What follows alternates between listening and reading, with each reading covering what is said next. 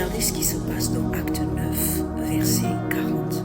La Bible dit que Pierre arrive à Joppé parce que Tabitha, que l'on appelait Dorcas, était morte.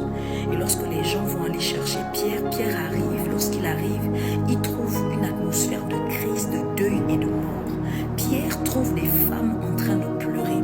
Et je suis choquée parce que la Bible dit que lorsque Pierre, on l'emmène dans la chambre haute dans laquelle était Dorcas, Pierre va chasser toutes les femmes qui pleuraient et il va rester seul.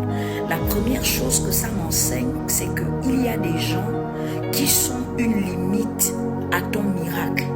Il y a des gens qui, lorsque tu veux prier pour le miraculeux, tu dois les chasser. Parce que ces gens transportent une atmosphère contraire au miraculeux, au surnaturel que tu veux expérimenter. On est allé chercher Pierre pour venir prier pour la résurrection. Mais quand il arrive, il trouve des gens qui baignent dans une atmosphère de mort. Résurrection et mort sont opposés. Pierre comprend que je ne peux pas enfanter la vie si autour de moi il y a des gens qui transportent une atmosphère de mort. Pierre se sépare de ces femmes-là. Il va tous les chasser. La deuxième chose qui me bénit, c'est que la Bible dit que lorsque Pierre est dans la chambre, après qu'il ait chassé les femmes, il se met à genoux, il prie et il se tourne vers le corps. My God. Tellement de choses à dire, mais voici la chose qui a attiré mon attention. La Bible dit que puis, lorsqu'il finit, il se tourna. Ça veut dire que tout le temps que Pierre priait, il n'avait pas les yeux sur la mort, mais il avait les yeux sur la vie. My God. Écoutez, Pierre est dans une atmosphère de mort, il est dans une chambre où il y a un cadavre. Mais je suis choquée, c'est que lorsque Pierre prie, Pierre tourne le dos au cadavre, mais il commence à prier. Et c'est seulement quand il finit de prier que la Bible dit, Pierre se tournant vers le corps, il dit, Tabitha, lève-toi. Ça m'enseigne parce que ça veut dire que lorsque nous voulons vivre des expériences surnaturelles, tu veux vivre le miraculeux, tu ne peux pas en même temps avoir les yeux sur la mort et t'attendre à expérimenter la vie. My God. On te dit que tu es malade, tu as une maladie incurable, que cette maladie peut-être ne va pas guérir, mais tu ne peux pas en même temps croire que Dieu va te guérir si tu as les yeux sur la réalité de ta maladie.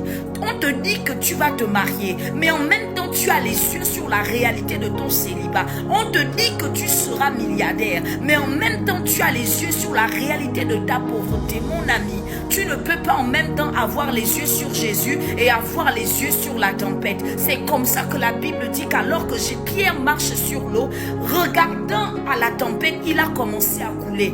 Beaucoup d'entre nous, nous ne vivons pas notre miracle. Nous ne vivons pas notre miracle parce que au lieu d'avoir les yeux sur le Dieu qui nous a parlé, nous avons les yeux sur la réalité qui nous entoure, qui nous parle. Parce que la réalité aussi a un discours. Et très souvent, le discours de ta réalité est contraire au discours de la vérité de la parole de Dieu. My God. J'ai envie de dire à quelqu'un, je ne sais pas quel domaine de ta vie est mort, mais dans cette saison, ma prière est que de même Dieu a déconnecté Pierre de la mort. Je prie que Dieu te déconnecte de toute réalité qui t'emmène à penser à la mort au lieu de croire en la vie de Christ qui est en toi. My God. La Bible dit que si l'esprit de celui qui a ressuscité Christ d'entre les morts vit en vous, il donnera aussi la vie à vos corps mortels. J'entends Jésus qui parle à Marthe et qui dit, ne t'ai-je pas dit que quiconque croit vivra, quand même il serait mort. Je prie dans cette saison que Dieu active ta foi, que Dieu emmène ta foi à une nouvelle dimension,